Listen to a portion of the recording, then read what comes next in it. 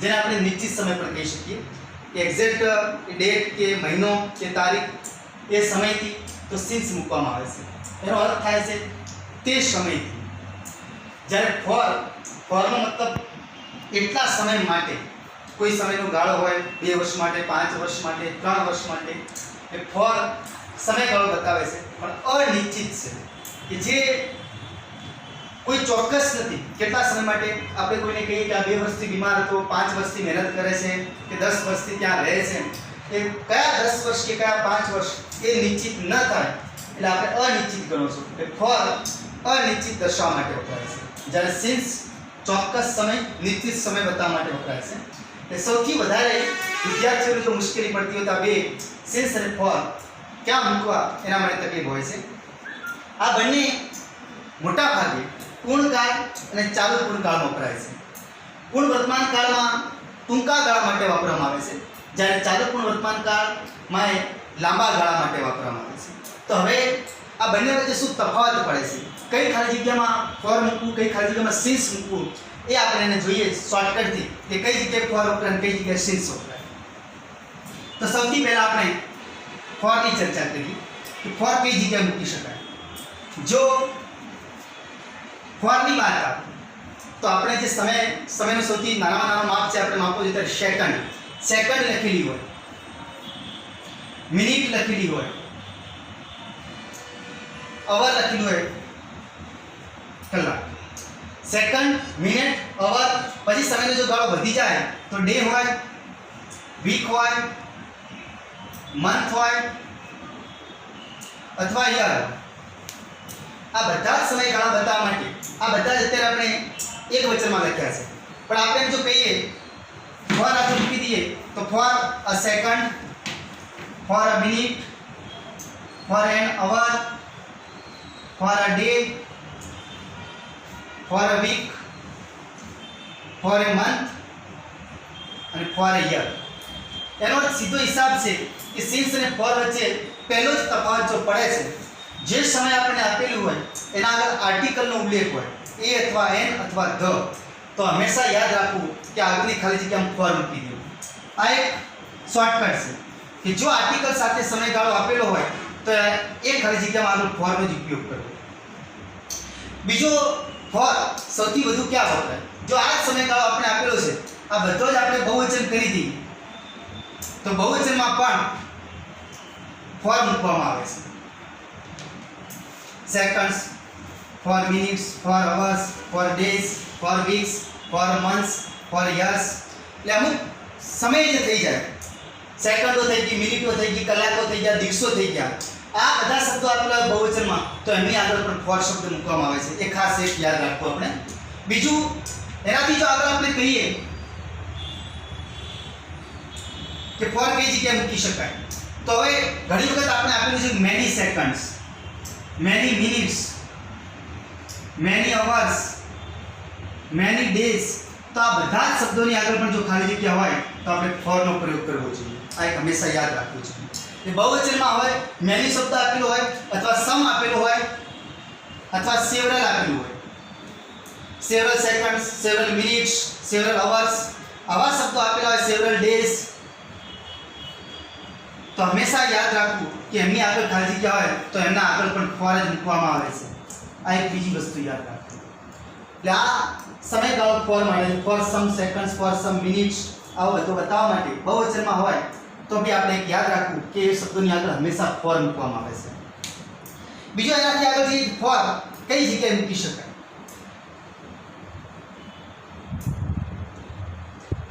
એક ખાસ યાદ રાખવું કે જો ધ આર્ટિકલ સાથે, ધ આર્ટિકલ હોય અને પછી લાસ્ટ આપેલું હોય, the last 5 months, 7 months, 3 months કેવું આપેલું હોય, ધ લાસ્ટ 3 months,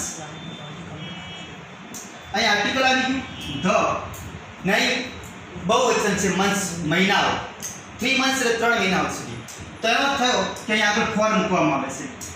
એ ખાલી મંથ્સ માટે નહીં પણ જો યર્સ આપેલા હોત, ભલે વીક્સ આપેલા હોત તો બી આપણે પ્રયોગ તરીકે ફોરનો જ ઉપયોગ કરવો છે। એ ખાસ એક યાદ રાખવું। સીધો હિસાબ થઈ ગયો કે જો 1 મિનિટ एक कलाक एक दिवस के एक अठवाडियाની વાત હોય તો બી આપણે ફોર નો પ્રયોગ કરો છો. બહુવચનમાં હોય અને એમની આગળ ધ લાસ્ટ શબ્દ આપેલું હોય, આર્ટિકલ ધ છે લાસ્ટ છેલ્લું, તો એ સમય આપણે આપેલું હોય તો આપણે ત્યાં ફોર મૂકો છો. એક ખાસ યાદ રાખો, આ એની શોર્ટકટ થઈ ગઈ. એનાથી જો આપણે આગળ વાત કરીએ, મેની, સમ, સેવરલ આવા શબ્દનો પ્રયોગ કર્યો, એની જગ્યાએ ડાયરેક્ટ ખાલી જગ્યા હોય ને આપેલું હોય 3 months, પણ એ કયા 3 મહિના એ ચોક્કસ નથી, તો આપણે આને આગળ ફોર મૂકવામાં આવે છે. વળી ખાલી જગ્યા આપેલી હોય, નહીં લખેલું હોય 7 years, પણ કયા 7 years એ નક્કી નથી, તો અહીં પણ ફોર મૂકવામાં આવે છે. એટલે નક્કી થઈ ગયું, 1 મહિનો હોય, કેટલાક મહિના હોય, 1 અઠવાડિયું હોય, કેટલાક અઠવાડિયા હોય, 2 મહિના હોય, 2 અઠવાડિયા હોય, તો બી આપણે એની આગળ ફોર મૂકવાની કોશિશ કરો છો. એટલે એક નિશ્ચિત થઈ ગયું કે ફોર અનિશ્ચિત સમયગાળો બતાવે છે, એમની આગળ આપવામાં આવે છે. ઘણી વખત એક શબ્દ સમૂહ આપેલું હોય છે, તો શબ્દ સમૂહની આગળ આર્ટિકલ એ નો પ્રયોગ થયેલો હોય તો બી આપણે ફોર મૂકો છો. આપણે ઘણી વખત કહ્યું અ લોંગ ટાઈમ, અ લોંગ પીરિયડ, આવા શબ્દોનો જો પ્રયોગ જોવા મળે તો ત્યાં બી આપણે ફોર નો પ્રયોગ કરવો જોઈએ. For a long time, for a long period, for a moment, આ શબ્દો ભેગા વપરાતા હોય છે, બોલાતા બી ભેગા હોય છે. ફોર એ મોમેન્ટ, ફોર એ વાઇલ, આ બી શબ્દ ઘણીવાર પૂછાતો હોય છે પરીક્ષામાં, તો આવું યાદ રાખો કે આ moment, a while, a long period, a long time આવા શબ્દો આપેલા હોય તો તેમની આગળ પણ આપણે ફોરનો પ્રયોગ કરો છો, એ ખાસ એક યાદ રાખવું જોઈએ. તો આ ફોરની શોર્ટકટ મળી ગઈ. હજુ ઘણી વખત ડિકેડ શબ્દનો પ્રયોગ થતો છે. ડિકેડ એટલે દસકો, ડિકેડ એટલે દસકો. આ દસકો આપેલો શબ્દ અને આની આગળ આર્ટિકલ આપેલો હોય ડિકેડ, તો આગળ ખાલી જગ્યા તો ફોર મૂકવામાં આવે છે. ડિકેડ્સનું બહુવચન કરી દેવામાં આવે, ફોર 7 decades કે 3 decades કે એવું લખેલું હોય, 3 decades, તો બી આગળ ફોર મૂકવામાં આવે છે. એક ખાસ યાદ રાખવું. સેન્ચુરી, સેન્ચુરી સદી, એક સદીની વાત હોય, 2 સદીની વાત હોય, 3 સદીની વાત હોય, તો ત્યાં બી ફોર મૂકવામાં આવે છે. એક ખાસ એક યાદ રાખવું. પછી ઘણી વખત સિઝન શબ્દ બહુવચનમાં આપેલું છે, સિઝન્સ, પણ કઈ સિઝન અહીં ચોક્કસ નથી. શિયાળાની વાત છે કે ઉનાળાની વાત છે કે મોન્સૂન ચોમાસાની વાત છે, નક્કી ના હોય તો ખાલી ફોરની આગળ ફોર અ સિઝન આપેલું હોય, ફોર 2 સિઝન આપેલું હોય, તો આવા શબ્દો માટે પણ આપણે ફોરનો પ્રયોગ કરો છો. અહીં ભલે લખેલું ફોર 3 સિઝન્સ, તો બી ત્યાં ફોર મૂકવામાં આવે છે. એટલે આ એક નક્કી થઈ ગયું કે કેટલા સમયગાળાને આગળ ફોર મૂકવામાં આવે અને કેટલાને આગળ સિન્સ. તો ફોરની વાત થઈ ગઈ. હવે આપણે સિન્સની વાત કરીએ. સિન્સ ચોક્કસ સમય બતાવે છે, એટલે એક નક્કી, કોઈ મહિનો નક્કી હશે, કોઈ સાલ નક્કી હશે, કોઈ વર્ષ નક્કી હશે, કોઈ ટાઈમ નક્કી હશે, તો ત્યાં ફરજિયાતપણે સિન્સ મૂકવામાં આવે છે. સિન્સ ચોક્કસતા બતાવે છે. એટલે જો ખાલી જગ્યા આપેલી હોય અને કોઈ સાલ આપેલી જો નિશ્ચિત ક્યાં સાલ છે, તો ત્યાં ફરજિયાતપણે સિન્સનો પ્રયોગ કરવો જોઈએ. સિન્સ 1968 આપણે ઘણા ઉત્પાદનો નીચે જોતા હોય છે, પ્રોડક્શન ક્યારથી ચાલુ છે, તો ત્યાં લખેલું છે સિન્સ 1960, 1947. આવા બધા શબ્દોનો પ્રયોગ ચોક્કસ થઈ ગયો એટલે ત્યાં સિન્સ મૂકવામાં આવે છે.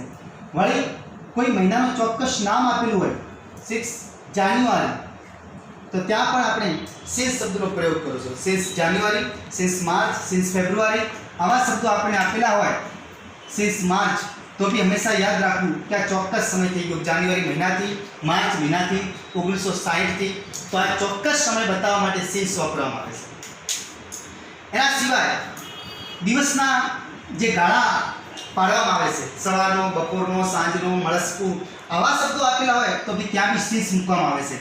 જેમ કે આપણે કહીએ મોર્નિંગ, મોર્નિંગ એટલે સવાર, તો અહીં સિન્સ મોર્નિંગ થઈ જાય. ત્યાં આગળ શું મૂકવું છે? Since morning. બપોરનો ટાઈમ હોય તો સિન્સ નૂન, બપોરથી.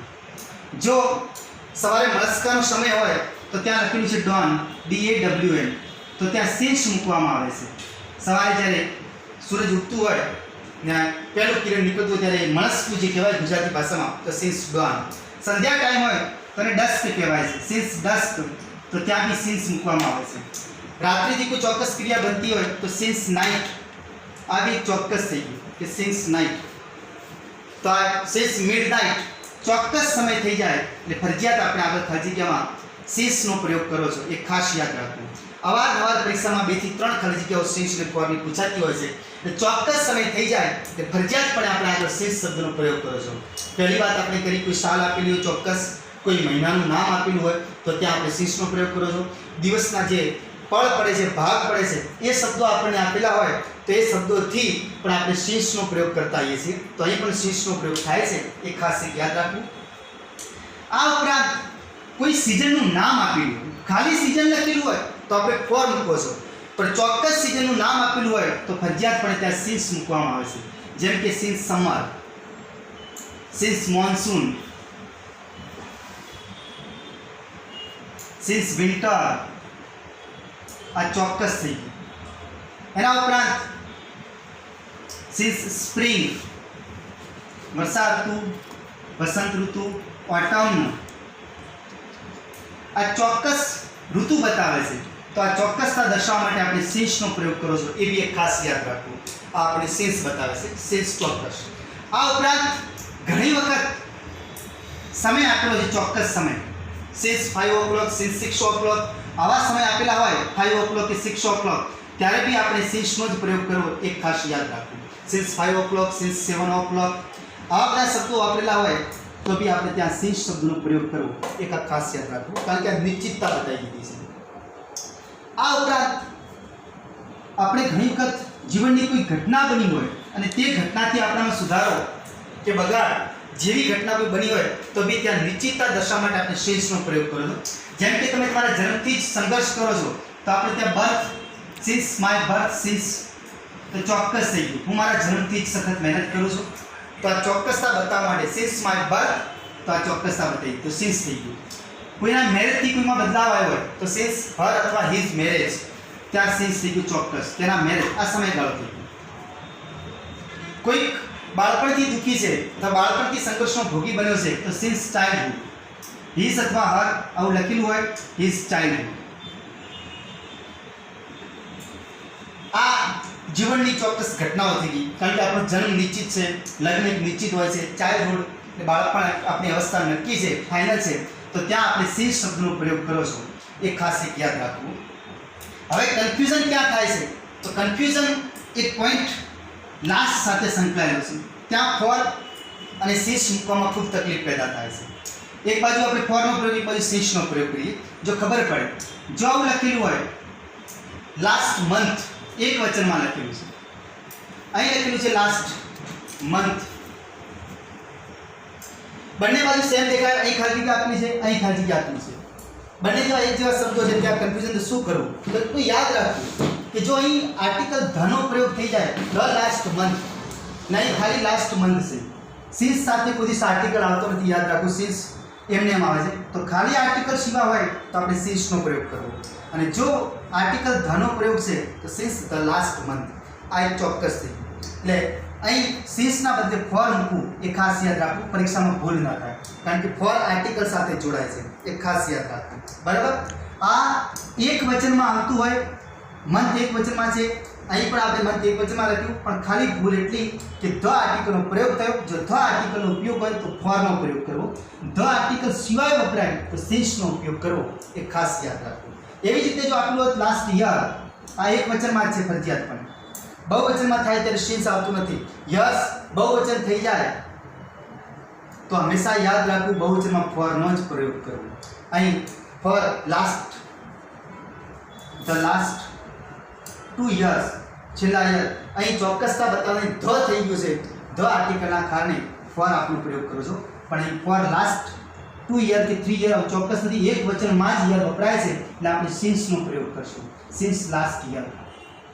અહીં યસ બહુવચનમાં હોય કે ભલે યસ એક વચનમાં હોય, પણ ધ આર્ટિકલનો ઉપયોગ થાય એટલે આપણે સમજી જવું કે ખાલી જગ્યામાં આપણે ફોરનો જ પ્રયોગ કરવો, આટલું આપણે યાદ રાખવું હંમેશા. બરાબર. ઘણી વખત તહેવારના નામ આપેલા હોય છે, દિવાળી, હોળી, ઈદ, આવા નામો આપણને જોવા મળે, રામનવમી, જન્માષ્ટમી, તો હંમેશા યાદ રાખવું ચોક્કસ સમય, ચોક્કસ તહેવાર ચોક્કસ વખત આવે છે, ચોક્કસ દિવસે આવે છે, તો આપણે સિન્સનો પ્રયોગ કરવો, એક હંમેશા યાદ રાખવું. Since Diwali, since Eid, since Uttarayan, આ આપણા શબ્દોનો પ્રયોગ થઈ ગયો. કોઈ બી તહેવારનું નામ આપેલું હોય તો એ તહેવાર ચોક્કસ છે, એટલે આની આગળ આપણે સિન્સનો પ્રયોગ કરવો એ ખાસ યાદ રાખવું. હવે પરીક્ષામાં ઘણી વખત કન્ફ્યુઝન એ વાતની થાય છે કે આપણે લાસ્ટ શબ્દની વાત કરી, બે વાક્ય લખું છું, એ બે વાક્યમાં ક્યાં આપણી ભૂલ થાય એ આપણે જોવાશે. રમેશ હેઝ બીન ઇલ, બીમાર છે, અહીં લખેલું છે 2 days. તો હવે ચોક્કસ એવું કે રમેશ બીમાર છે, એ એટલે બીમાર, પણ કેટલા સમયથી? 2 દિવસથી. પણ આ કયા 2 દિવસથી અહીં નક્કી નથી, એ ફરજિયાતપણે આપણે ફોરનો પ્રયોગ કરવો, ફોર 2 days. બરાબર? પણ એક યાદ રાખવું, આ જ વાક્ય જો આમ લખેલું હોત, Ramesh has been in the last, અહીં ખાલી જગ્યા આપી છે ધ લાસ્ટ 2 days. બીજી ખાલી જગ્યા હશે, ત્રીજી ખાલી જગ્યા હશે, રમેશ હેઝ બીન ઇલ, લખેલું છે લાસ્ટ 2 days ago. ભલે બહુવચનમાં, પણ એક શબ્દનો પ્રયોગ થઈ ગયો અગો. અગો એટલે 2 દિવસ પહેલાથી, એટલે આજના ચોક્કસ છે કે ચોક્કસ અગો શબ્દ વપરાય, ભલે લાસ્ટ આપેલું હોય ત્યાં, તો યાદ રાખવું ત્યાં સિન્સ મૂકવામાં આવે છે. અહીં આ જ ખાલી જગ્યા છે તો લાસ્ટ 2 days, ભલે ધ આર્ટિકલ ના આપેલું હોત ને 2 days આપેલા બહુવચનમાં આપેલું હોત તો બી ફોર આવે. આ ધ આર્ટિકલ અહીં ના હોત તો બી આપણે ફોર મૂકત, પણ આ જ ખાલી જગ્યામાં જો અગો શબ્દનો પ્રયોગ થઈ જાય, અગો નિશ્ચિતતા બતાવે છે, તો આપણે એટલું યાદ રાખવું કે અગો શબ્દ આવી ગયો તો આગળ સિન્સ મૂકી દેવું. આ એની શોર્ટકટ છે સિન્સ અને ફોર માટે. ત્યાં ખાસ આપણે યાદ રાખવું, આ એની શોર્ટકટ. પરીક્ષામાં ગમે ત્યાં પૂછાય તો આપણે ધ્યાન રાખવું કઈ જગ્યાએ સિન્સ મૂકવું, કઈ જગ્યાએ ફોર મૂકવું. આ બેની શોર્ટકટ આપણે કહી દીધી. ફરી રિવિઝન કરી દઈએ આપણે કે સિન્સ ક્યાં મુકાય, ફોર ક્યાં મુકાય. તો આપણે વાત કરી કે 1 મિનિટ, 2 મિનિટ, 3 મિનિટ જેવા શબ્દો, ફોર અ મિનિટ આર્ટિકલ આવી જાય, for a minute, for a second, for a week, for a day, for a month, તો હંમેશા ફોર શબ્દનો પ્રયોગ કરો આર્ટિકલ સાથે. બરાબર? સિન્સ લાસ્ટ આપેલું હોય અને પછી એક વચનનો સમયગાળો હોય, એક વચનનો, last year, last month, last day, last, તો હંમેશા યાદ રાખવું કે ત્યાં લાસ્ટ. પછી ઘણી વખત કોઈ વારનું નામ આપેલું હોય તો વાર ચોક્કસ જ હોય, એટલે ફરજિયાત યાદ રાખવું સિન્સ મૂકી દેવું. લાસ્ટ સન્ડે કે લાસ્ટ મંડે કે ખાલી સન્ડે કે તો બી આપણે સિન્સ શબ્દનો પ્રયોગ કરવો એ હંમેશા આપણે યાદ રાખવું. બરાબર? તો four second, four A minute, four a year, આવા શબ્દો આપેલા હતા. ફોર જો સાલનું નામ આપેલું હોય, સાલ નિશ્ચિત હોય તો સિન્સ, સાલ ન આપેલું હોય કેટલા વર્ષોથી, કેટલા દશકાથી, તો હંમેશા યાદ રાખવું ફોર. ડિકેડ્સ, 2 decades, 3 decades, તો આપણે ફોર શબ્દનો પ્રયોગ કરો છો, આ એક ખાસ યાદ રાખવું. તો મિત્રો આ હતી સિન્સ અને ફોરની શોર્ટકટ જે આપણે ખાસ પરીક્ષામાં પૂછાય છે. પણ હવે માનું છું કે આનાથી આપણી કન્ફ્યુઝન દૂર થઈ ગઈ. ખૂબ આભાર. Thank you.